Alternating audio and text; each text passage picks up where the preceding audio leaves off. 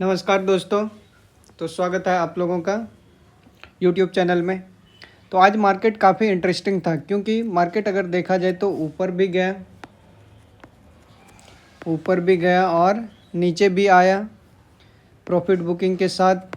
और finally Nifty ने जो क्लोजिंग दिया है वो 24,196 पे क्लोज किया है, जो कि स्लाइटली रेड में क्लोज हुआ है। तो स्टोरी कुछ और है, उसको हम लोग बहुत अच्छे से समझेंगे। तो लास्ट तक वीडियो में ज़रूर बने रहिए और लास्ट में आप लोगों को पता चलेगा कि हम लोग कैसे कल मार्केट को ट्रेड कर सकते हैं।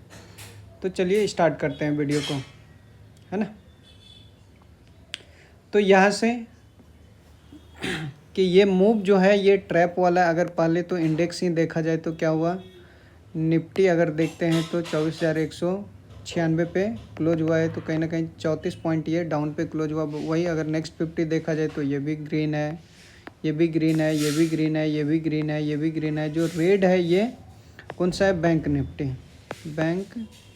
निफ्टी। तो इसको याद रखिएगा क्योंकि आगे हम लोगों के डिस्कशन में ये आने वाले हैं, है ना।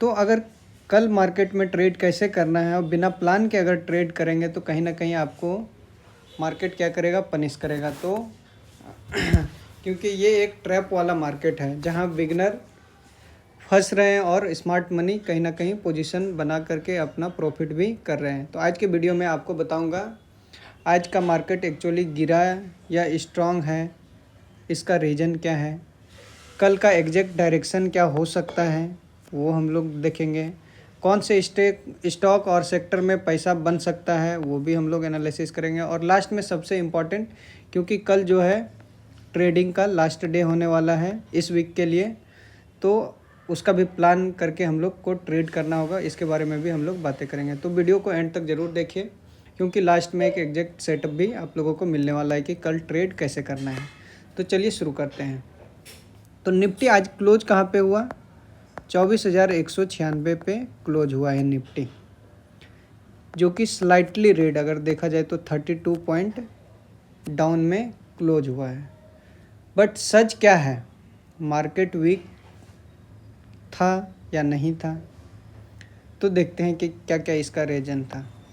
अगर देखा जाए तो कहीं ना कहीं 2600 प्लस स्टॉक जो था वो पॉजिटिव था, मीन्स ऊपर था। सिर्फ कुछ हैवी वेटेज जो भी इंडेक्स में हैवी वेटेज स्टॉक हो गए, जैसे रिलायंस हो गए, HDFC हो गए, ये सब जो हैवी वेटेज स्टॉक है इसके वजह से क्या हुआ कि इंडेक्स नीचे आया होगा। कहीं ना कहीं आपका अगर पोर्टफोलियो देखेंगे तो आज ग्रीन में ही रहा होगा, पोर्टफोलियो रेड नहीं हुआ होगा। बट ओवरऑल मार्केट जो इंडेक्स है वो आज रेड में आपको देखने को मिला है। तो जो इसका सबसे रीज़न होता है इंडेक्स नीचे हैवी वेटेज वाले स्टॉक जो है वो अपना कौन सा है, HDFC। तो यही अगर रिटेल और मिड कैप स्ट्रॉन्ग बाइंग में है, यानी कि और लार्ज कैप में क्या है, थोड़ा प्रेशर है। तो ये एक जो अगर होता है ना, कहीं भी आप एक रैली आता है तो फिर अकुमुलेशन स्टार्ट होता है, फिर डिस्ट्रीब्यूशन, तो ये डिस्ट्रीब्यूशन के बाद अकुमुलेशन फेज स्टार्ट हो गया है।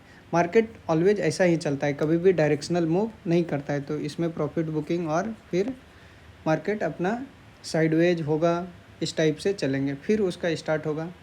अब सबसे important cheese FII and DII। अगर देखा जाए FII एंड DII का डेटा, तो पहले जो FII सेलिंग कर रहा था वो फर्स्ट टाइम क्या हुआ है, बाइंग किया है। फर्स्ट टाइम उसने भी बाई किया है और कितने करोड़ का किया है, 382 करोड़ का बाई किया है। वही जो DII पहले सेल कर रहे थे वो आज क्या किए हैं, जो पहले बाई कर रहे थे वो आज फाइनली सेल किए हैं। तो ओवरऑल जो प्रॉफिट, ये जो नेगेटिव रैली नहीं बोल सकते, मार्केट क्रैशिंग नहीं है, क्योंकि उनका जो बॉटम पे बाइंग था वो कहीं ना कहीं आज प्रॉफिट बुकिंग देखने को मिला है DII के तरफ से। तो वही अगर देखा जाए तो अब ये क्या हो गया, टग ऑफ वॉर जैसा हो गया। टग ऑफ वॉर क्या होता है कि अब मार्केट ये है, पहले FII क्या कर रहा था, सेल कर रहा था, तो DII मार्केट को होल्ड कर रहे थे। DII अभी क्या हो रहा है कि FII एंट्री कर रहा है तो DII सेलिंग कर रहे हैं, तो ये कहीं ना कहीं एक टग ऑफ वॉर जैसा मार्केट है। मार्केट इजली क्रैश नहीं करेगा, क्योंकि अगर DII का FII का बाइंग आ रहा है, DII का सेलिंग आ रहा है, तो ये इजली तो क्रैश करने वाला नहीं है। अगर ये सेल करता है तो ये बाई करता है, तो कहीं ना कहीं ये जो है ये एक रेंज बाउंड मार्केट हो सकता है, रेंज बाउंड मार्केट हो सकता है। और प्लस में स्टॉक स्पेसिफिक इंडेक्स आपको मूव करता हुआ नहीं दिखेगा, बट कुछ स्पेसिफिक स्टॉक में मूवमेंट देखने को मिलेगा। अगर इंडेक्स में ट्रेड करेंगे तो कहीं ना कहीं आप ट्रैप में फंस सकते हैं।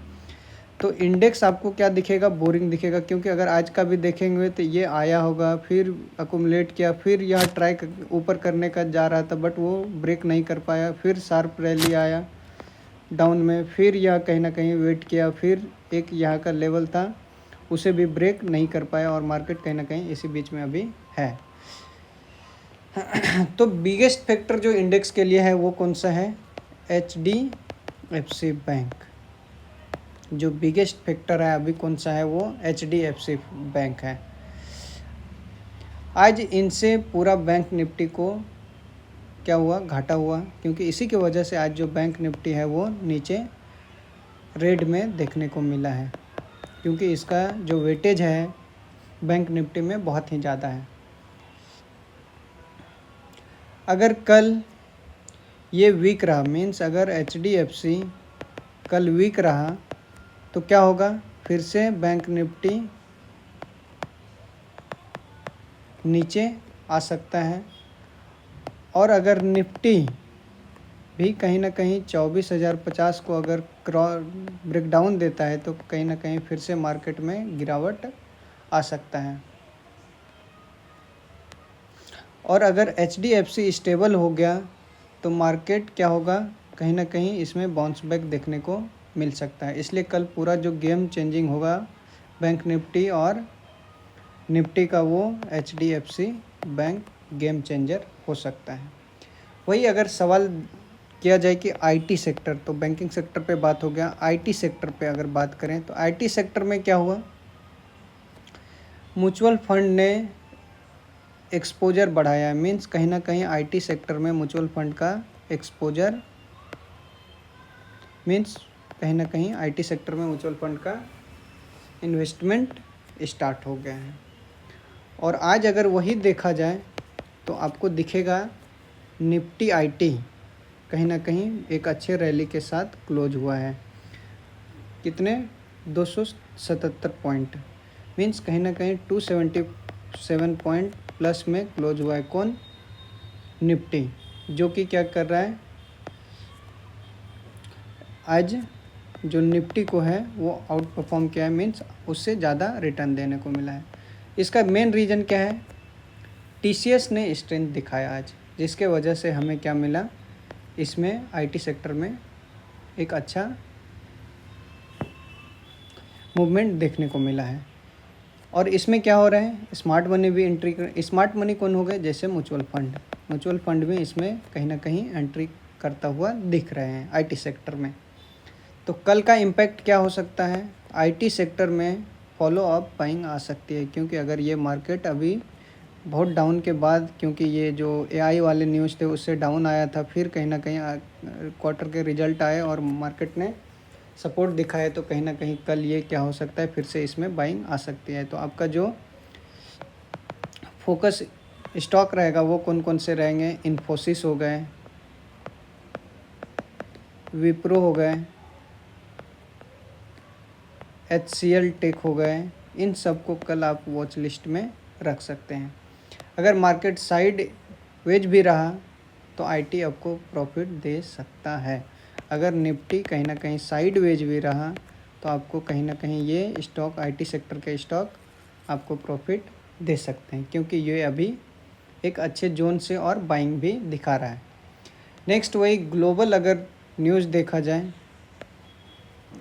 ग्लोबल न्यूज़, तो ग्लोबल न्यूज़ में फर्स्ट जो आ जाता है क्रूड ऑयल, क्योंकि जब भी टेंशन और ये वॉर वाले सिनेरियो मिडिल ईस्ट वाले चल रहे हैं, इसमें मेनली जो इफ़ेक्ट लाता है वो क्रूड ऑयल पे, crude oil crude oil plus middle east war tension, क्योंकि अभी ये पूरी तरह से कूल ऑफ नहीं हुआ। अगर क्या हुआ, ऑयल का प्राइस बढ़ता है तो कहीं ना कहीं फिर से मार्केट पे प्रेशर आएगा और नीचे देखने को मिल सकता है। तो ऑयल स्टॉक्स जैसे अपने पास कौन हो गए, BPCL हो गए, HPCL हो गए, ONGC वाले हो गए एंड IOCL, ये सब कहीं ना कहीं आज जो था स्ट्रॉन्ग देखने को हमें मिला था। अगर क्रूड ऑयल गिरता है तो मार्केट को रिलीफ मिलेगा और वो कहीं ना कहीं एक अच्छे प्रॉफिट मार्जिन जो OMC है, ऑयल मार्केटिंग कंपनी, उसको प्रॉफिट मिलेगा और कहीं ना कहीं ये अच्छा एक बाउंस दिखा सकता है। तो ये जो अभी चलेगा ऑयल वाले प्राइस, ये ओवरनाइट कुछ भी हो सकता है, क्योंकि वो ईरान और US का है। तो US मार्केट नाइट में ओपन होंगे तो वो कहीं ना कहीं गैप अप और गैप डाउन इसी के वजह से होगा। वही अगर स्टॉक स्पेसिफिक ट्रिगर देखा जाए तो वो कौन कौन से हैं, तो अपना जो था HDFC AMC का आज रिजल्ट आया। HDFC AMC का जो रिजल्ट आया वो प्रॉफिट स्लाइटली डाउन आया, बट कल कहीं ना कहीं ये मूव दिखा सकता है, क्योंकि ये 54 रुपीज़ का डिविडेंड अनाउंस किया है। 54 रुपीज़ का अगर डिविडेंड्स अनाउंस किया है तो ये कहीं ना कहीं शॉर्ट टर्म में वोलेटिलिटी क्रिएट करेगा, और जो भी डिविडेंड के लिए इंटरेस्टेड होते हैं वो इसमें बाई कर सकते हैं और मार्केट कहीं ना कहीं अब देखने को मिल सकता है। तो ये था। अब अगर वही देखा जाए निफ्टी का, तो निफ्टी जब तक 24,300 लेवल 350 के लेवल को ऊपर जाकर ब्रेकआउट देकर के सस्टेन नहीं करता है, तब तक एक स्ट्रॉन्ग बाइंग मोमेंटम नहीं देखने को मिलेगा। अगर ये इस लेवल को ब्रेक करता है तो कहीं ना कहीं 24,500 भी हमें देखने को मिल सकता है। वही अगर निफ्टी इसके बिलो आ जाता है, 24,50 के बिलो आ जाता है, तो कहीं ना कहीं हम लोग डाउन साइड मोमेंटम देखेंगे और वो हम लोग कहीं ना कहीं 23,900 तक भी आ सकते हैं। तो ये है, अगर इन बिटवीन रहा तो कहीं ना कहीं साइडवेज रहेगा। तो इसमें अगर ऑप्शन बाइंग करते हैं तो आप कभी भी एंट्री ना लें, ये रहेगा, क्योंकि कल जो है इस वीक का आखिरी ट्रेडिंग सेशन होने वाला है। तो कल के दिन शार्प मूवमेंट भी आ सकता है, शार्प ब्रेकडाउन भी हो सकता है, फेक ब्रेकडाउन भी हो सकता है, क्योंकि कल ऑपरेटर के मार्केट में हाथ रहता है। तो जल्दी एंट्री करने का भी ट्राई ना करें। ओवर ट्रेडिंग भी ना करें कि अब तो मार्केट आज के आज ही बहुत सारे बढ़ जाएंगे, नहीं, ऐसा नहीं करना है।